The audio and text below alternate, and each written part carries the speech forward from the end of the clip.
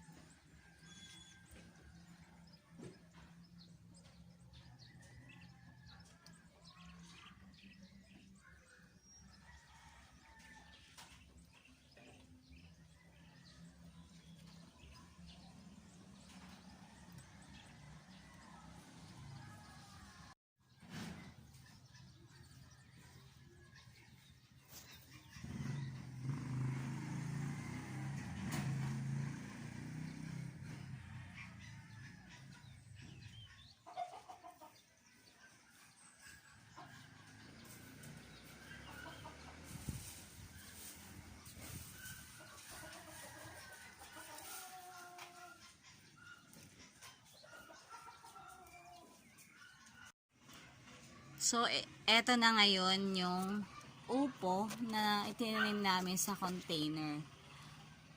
Ayan. Malaki na siya. Few days more, pwede na siyang i-harvest. Akalain ko ba naman na magbunga siya? Sa black bag lang naman namin siya itinanim. Hindi kasi dapat ito dito sa aming rooftop itatanim. Kaso, nagkaroon na nga ng lockdown, hindi na namin ito nadala sa aming garden. Ang alam ko kasi ang upo dapat nakatanim direkta sa lupa. Kasi nga, kailangan niya ng mas maraming lupa para mas dumami yung kanyang bunga. So, etong dalawang puno, bale, tig-isa sila ng bunga. Dati mayroon siyang iba pa, kaso hindi nagkaigi yung kasama niya sa isang tangkay.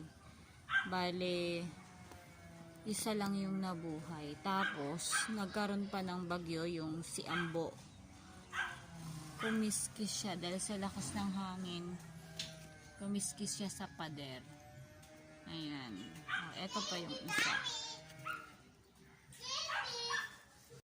Ito kasi ay hindi ko sukat akalain na lalaki at thank God, nagbunga pa. Kasi nasa container lang siya. Ayun o, yung black bag. I-harvest na natin ang bunga ng upo. Isa lang muna. Magluluto tayo ng ginisang upo na mayroong sardinas.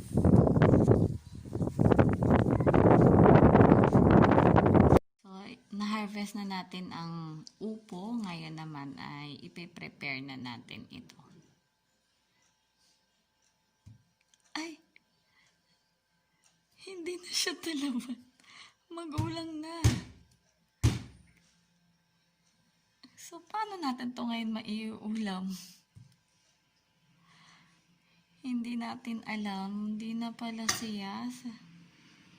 Dapat pala, hinarvest na natin ito noon pa. Sala.